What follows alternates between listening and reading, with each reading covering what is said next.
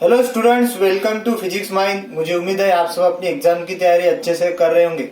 आज हम centripetal and tangential acceleration का कंसेप्ट पढ़ने वाले हैं। इसमें मैं आपके हर एक डाउट क्लियर कर दूंगा कि सर्कुलर मोशन में कौन सा एक्सेलरेशन कब लगेगा। इसके बाद हम uniform circular motion and non uniform circular motion इसका भी कंसेप्ट पढ़ने वाले। तो ये पूरा थ्योरी बेस्ड लेक्चर है। इसके नेक्स्ट पार्ट में हम इसके अच्छे अच्छे न्यूमेरिकल्स को सॉल्व करेंगे। तो आप इस वीडियो को एंड तक जरूर देखना ताकि आपका कंसेप्ट क्लियर हो जाए। तो चलो हम स्टार्ट करते हैं। सबसे पहले हमें देखना है सेंट्रीपिटल एक्सेलरेशन।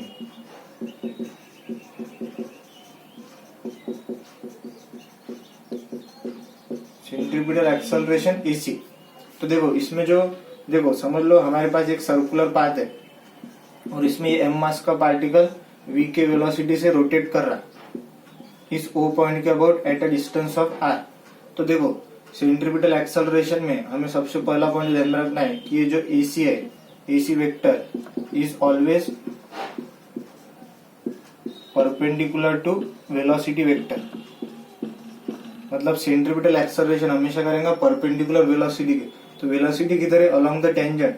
और तो AC किधर लगेगा? Toward the center. और दोनों क्या रहेंगे? परपेंडिकुलर। तो इसमें ध्यान में रखना हमेशा परपेंडिकुलर रहता वेलोसिटी वेक्टर के एंड ऑलवेज एट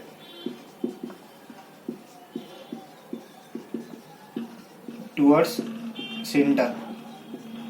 और हमेशा किधर लगता? सेंटर की तरफ। और इसमें सेकंड पॉइंट जो ध्यान में रखना है, आप देखो AC वेक्टर के परपेंडिकुलर है वेलोसिटी वेक्टर के। तो देखो जब भी दो वेक्टर परपेंडिकुलर रहते तो उनका जो डॉट प्रोडक्ट रहता ये क्या रहता? जीरो।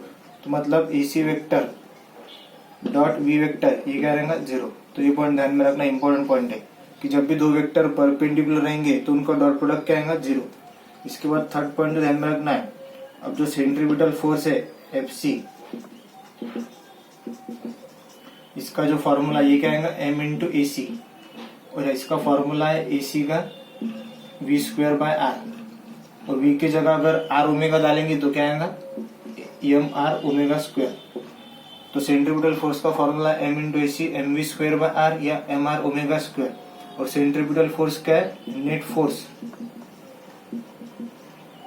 Acting towards centre. तो सेंट्रीपिटल फोर्स क्या है? एक नेट फोर्स है जो कि सेंटर की तरफ लग रहा। अब देखो AC वेक्टर क्या है? परपेंडिकुलर वेलोसिटी वेक्टर के। और फोर्स भी क्या रहता है? एक्सेलरेशन के डायरेक्शन में। तो मतलब यहाँ पे क्या लिख सकते हैं हम, जो सेंट्रीपिटल फोर्स है ये भी क्या परपेंडिकुलर है वेलोसिटी वेक्टर के। और दोनों का डॉट प्रोडक्ट क्या आएगा? फिर जीरो। और पावर क्या रहता है? Force into F dot V। तो यहाँ से पावर क्या आएंगे? जीरो। मतलब देखो हम क्या लिख सकते हैं? No power is delivered by centripetal force. मतलब सेंट्रीपिटल फोर्स कोई पावर डिलीवर नहीं करता। इसके बाद देखो हम क्या लिख सकते, अगर देखो फोर्थ पॉइंट जो है हम क्या लिख सकते, देखो सेंट्रीपिटल फोर्स किधर लग रहा है? Toward centre. और ब्लॉक का जो डिस्प्लेसमेंट है ये किधर है? इधर के डायरेक्शन में, क्योंकि वेलोसिटी का है इधर। तो देखो फोर्स और डिस्प्लेसमेंट का है? परपेंडिकुलर। तो Fc वेक्टर मतलब सेंट्रीपिटल फोर्स परपेंडिकुलर किसके? डिस्प्लेसमेंट के। तो दोनों का डॉट प्रोडक्ट क्या आएगा? जीरो। तो मतलब यहाँ से वर्क डन क्या आएगा? Work done by centripetal force ये क्या रहता? जीरो। तो ये मोस्ट इंपोर्टेंट पॉइंट है कि no power is delivered by centripetal force and work done by centripetal force क्या रहता? जीरो। क्योंकि फोर्स सेंटर की तरफ लग रहा है, डिस्प्लेसमेंट किधर है? ऊपर। तो दोनों में 90 डिग्री का एंगल है। तो वर्क डन क्या आएगा? जीरो। इसके बाद देखो इसमें फिफ्थ पॉइंट ध्यान में रखना है, अगर वर्क डन जीरो है तो वर्क डन को हम क्या लिख सकते? Change in kinetic energy. तो वर्क डन जीरो है तो चेंज इन काइनेटिक एनर्जी भी कहेंगे जीरो। मतलब काइनेटिक एनर्जी जीरो है तो यहाँ पे स्पीड क्या रहेंगी? कांस्टेंट। ये मोस्ट इंपोर्टेंट पॉइंट है कि अगर AC है तो पार्टिकल क्या करेगा? कांस्टेंट स्पीड से सर्कुलर पाथ में घूमेगा। तो देखो वर्क डन जीरो था इसलिए चेंज इन काइनेटिक एनर्जी क्या है? Zero. Change in kinetic energy zero है मतलब स्पीड क्या है? कांस्टेंट। पर देखो ये ध्यान में रखना कि 6 पॉइंट जो ध्यान में रखना आपको कि स्पीड कांस्टेंट है और वर्क पावर भी जीरो है और वर्क डन भी क्या है? जीरो। तो अगर सेंट्रीपिटल एक्सेलरेशन है तो ये इंपॉर्टेंट पॉइंट है, इट ओनली चेंजेस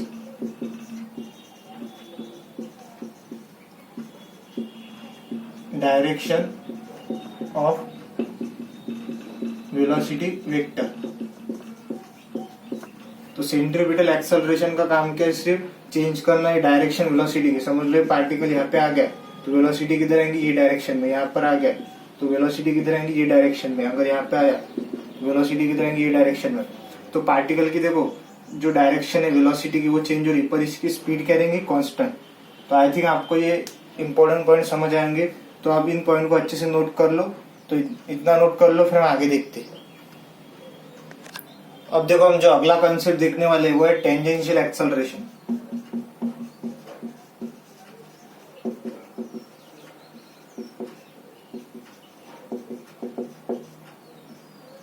एटी, तो ये मोस्ट इंपॉर्टेंट है। देखो समझ लो हमारे पास एक सर्कुलर पाथ है और इसमें देखो ये रेडियस है सर्कल का आर, और इस ओ पॉइंट के अबाउट ये एम मास का पार्टिकल क्या कर रहा, रोटेट कर रहा विथ वेलोसिटी ऑफ वी। तो देखो एटी में सबसे जो टेंजेंशियल एक्सेलरेशन है इसमें सबसे पहला पॉइंट ध्यान में रखना है, it always act towards tangent. मतलब ये किधर लगेगा, टेंजेंट के अलावा।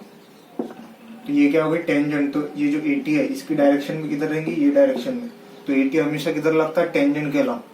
और इसमें सेकंड पॉइंट जो ध्यान में रखना है, इसका काम क्या है एटी का, its function is to increase or decrease speed। तो जो टेंजेंशियल एक्सेलरेशन का काम क्या है, स्पीड को बढ़ाना या घटाना। तो सेंट्रीपिटल एक्सेलरेशन क्या करता है, स्पीड उसमें कांस्टेंट रहती, पर टेंजेंशियल एक्सेलरेशन का काम क्या है, एक तो स्पीड को बढ़ाएगा या तो स्पीड को कम करेगा। देखो अगर टेंजेंशियल एक्सेलरेशन स्पीड को बढ़ा रहा, मतलब ये जो वेलोसिटी है और एटी क्या है, सेम डायरेक्शन में। तो ये पॉइंट ध्यान में रखना। अगर स्पीड देखो बढ़ रही, मतलब v और एटी का डायरेक्शन क्या है, same. v and AT are in same direction.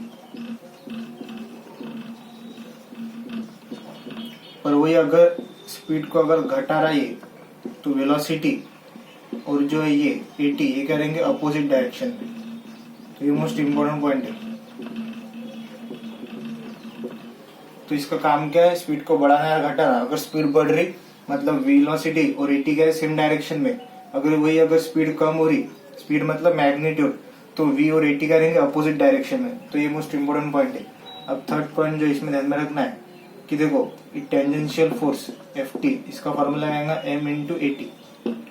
और एटी को क्या लिख सकते हैं हम, dv बाई dt, या क्या लिख सकते हैं m v dv by ds, ये क्या लिख सकते, एटी की जगह आर अल्फा।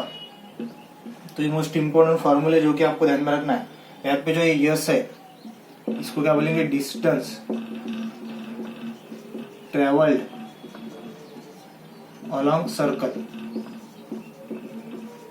तो पार्टिकल ने जो डिस्टेंस ट्रेवल किया ये सर्कल के अलोंग, वो क्या है, ये एस है। तो देखो अब जो एटी है यहाँ पे हम इक्वेशन ऑफ मोशन लगा सकते हैं। मतलब अगर एटी है टेंजेंशियल एक्सेलरेशन, तो जो सर्कुलर मोशन है हम उसको किसकी तरह ट्रीट करेंगे, एक स्ट्रेट लाइन मोशन की तरह। तो यहाँ पे जो इक्वेशन ऑफ मोशन वो अप्लीकेबल है।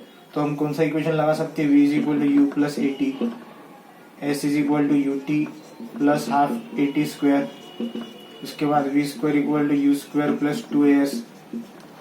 और यहाँ पे ए क्या है, यहाँ पे एक्सेलरेशन कौन था है, टेंजेंशियल एटी। तो ये पॉइंट ध्यान में रखना, ये मोस्ट इंपोर्टेंट पॉइंट है। हम सर्कुलर मोशन को क्या ट्रीट करेंगे, एक स्ट्रेट लाइन की तरह करेंगे। और यहाँ पे सब ये इक्वेशन ऑफ मोशन का अप्लीकेबल है। अब देखो इसमें जो पॉइंट ध्यान में रखना है, यहाँ पे यस क्या है, ये distance travel along the circle. तो ये पॉइंट ध्यान में रखना। अब इसमें देखो फोर्थ पॉइंट ध्यान में रखना है कि जो पावर है, क्योंकि फोर्स देखो एटी किधर, ये डायरेक्शन में, तो एफ टी भी किधर रहेगा, ये। तो देखो एफ टी और वी के सेम डायरेक्शन में, तो पावर क्या आएंगी, एफ टी डॉट वी। तो power is delivered bye tangential force, तो ध्यान में रखना। उसके बाद वर्क डन, को क्या लिख सकते, tangential force into path length path length मतलब कितना डिस्टेंस ट्रेवल किया उनने सर्कल के अलॉन्ग, उसको क्या बोलेंगे पाथ लेंथ। उसके बाद वर्क डन को हम क्या लिख सकते, equal to change in kinetic energy. तो वर्क डन को यहाँ पे हम क्या लिख सकते हैं, चेंज इन काइनेटिक एनर्जी। इसके बाद देखो इसमें जो पॉइंट ध्यान में रखना है कि टेंजेंशियल एक्सेलरेशन हमेशा क्या लगता है टेंजेंट के अलॉन्ग, और फंक्शन क्या इज टू इंक्रीज और डिक्रीज स्पीड। और स्पीड बढ़ी तो दोनों क्या रहेंगे सेम डायरेक्शन में, स्पीड कम हुई तो दोनों क्या रहेंगे अपोजिट डायरेक्शन में, v और at। और हम इसमें इक्वेशन ऑफ मोशन लगा सकते हैं, और हम सर्कुलर मोशन को क्या ट्रीट करेंगे, ये मोशन जो रहा है एक स्ट्रेट लाइन में रहा, और power is delivered bye tangential force and work is done only by tangential force. उसके बाद वर्क डन को हम क्या लिख सकते हैं, चेंज इन काइनेटिक एनर्जी। इसके बाद देखो ये मोस्ट इंपोर्टेंट पॉइंट है जो कि ध्यान में रखना है आपको कि देखो अगर कोई भी सर्कुलर मोशन है तो उसमें सेंट्रीपिटल एक्सेलरेशन तो रहेगा ही रहेगा, पर टेंजेंशियल रह भी सकता है, ये नहीं भी रह सकता। तो ये पॉइंट ध्यान में रखना है, इन एनी सर्कुलर मोशन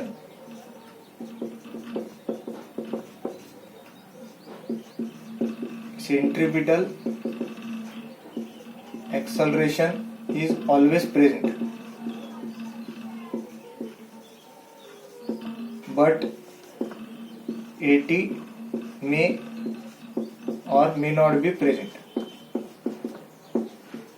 तो ये पॉइंट ध्यान में रखना आपको, ये मोस्ट इंपोर्टेंट पॉइंट है कि कोई भी सर्कुलर मोशन अगर है तो सेंट्रीपिटल एक्सेलरेशन तो रहेगा ही, पर जो टेंजेंशियल एक्सेलरेशन है ये रह भी सकता है या नहीं भी रह सकता।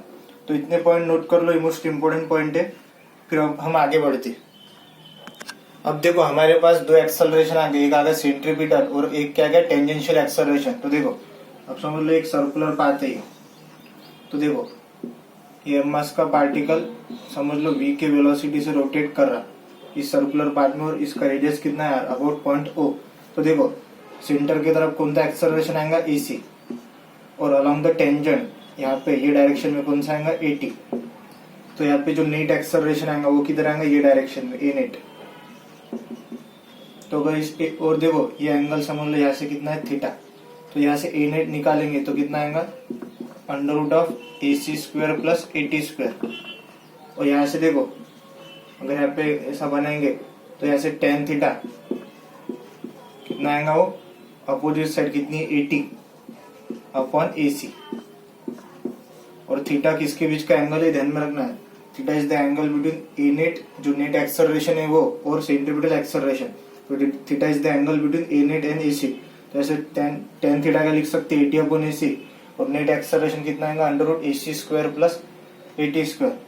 तो देखो अब देखो जैसे जैसे as speed of particle increases, तो ये जो A नेट है स्पीड ऑफ पार्टिकल इंक्रीज हो रही किसके वजह से, ड्यू टू AT, क्योंकि उसका ही काम है ना, AT का काम क्या है पार्टिकल की स्पीड बढ़ाना है घटाना। तो स्पीड ऑफ पार्टिकल जैसे बढ़ेंगी किसकी वजह से, टेंजेंशियल एक्सेलरेशन, जो नेट एक्सेलरेशन है स्पीड ऑफ पार्टिकल क्या हो रही बढ़ रही किसकी वजह से, टेंजेंशियल एक्सेलरेशन की वजह से। तो जो नेट एक्सेलरेशन है वो किधर शिफ्ट होगा टुवर्ड्स AC। तो ये मोस्ट इंपोर्टेंट पॉइंट है। तो जैसे जैसे स्पीड पार्टिकल की बढ़ेंगी तो जो नेट एक्सेलरेशन है वो किधर शिफ्ट होगा ये डायरेक्शन में AC की तरफ। मतलब देखो ये एक समझ लो सर्कुलर पाथ है हमारे पास। अभी देखो यहाँ पे मास का particle at t equal to 0 वो कहाँ पर है, इसकी इनिशियल वेलोसिटी 0 है। मतलब यहाँ पे अभी AC कितना है सेंटर की तरफ 0, और यहाँ पर इसकी वेलोसिटी समझ लो यहाँ पे भी है। और कुछ टाइम t के बाद समझ लो यहाँ पे उसकी वेलोसिटी देखो इसका मैग्नीट्यूड बढ़ गया है। देखो इसका एरो मैंने बड़ा बनाया, मतलब इसकी स्पीड क्या हो गई बढ़ गई, और मतलब AT और वेलोसिटी मतलब समझ लो यहाँ पे हो गई v dash after time t, यहाँ पे उसकी स्पीड हो गई v डैश। तो देखो अब यहाँ पे AC किधर लेगा सेंटर की तरफ, और AT किधर है इधर, और A नेट समझ लो ये डायरेक्शन में भी। अब देखो समझ लो यहाँ पे आ गया कुछ टाइम का पार्टिकल, तो देखो उसका और स्पीड बढ़ गई, समझ लो होगी v डबल डैश, और आफ्टर टाइम यहाँ पे समझ लो T1, यहाँ पे आ गया T2 टाइम के बाद पार्टिकल यहाँ पर है। तो देखो यहाँ पे अभी भी AC किधर लग रहा है सेंटर की तरफ, और AT किधर है ये डायरेक्शन में। सेम डायरेक्शन में क्यों ले रहा मैं वेलोसिटी के, क्योंकि वो क्या कर रहा स्पीड को बढ़ा रहा, मैंने भी बताया था स्पीड बढ़ रही मतलब AT, और ये जो वेलोसिटी ये क्या है सेम डायरेक्शन में।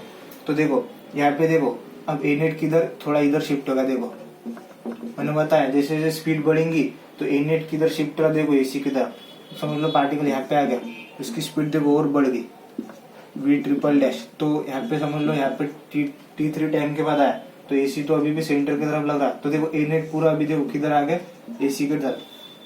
तो आई थिंक आपको ये कॉन्सेप्ट समझ आएगा कि जैसे जैसे स्पीड बढ़ेगी पार्टिकल की, तो जो नेट एक्सेलरेशन है वो किधर शिफ्ट होगा, एसी की तरफ। तो आई थिंक आपको ये कॉन्सेप्ट समझ आएगा। तो अभी जो कॉन्सेप्ट है आगे का, मतलब यूनिफॉर्म सर्कुलर मोशन और नॉन यूनिफॉर्म सर्कुलर मोशन, हम उसको नेक्स्ट वीडियो में कंटिन्यू करते। तो मिलते स्टूडेंट्स नेक्स्ट वीडियो में, तब तक के लिए आप पढ़ते रहिए।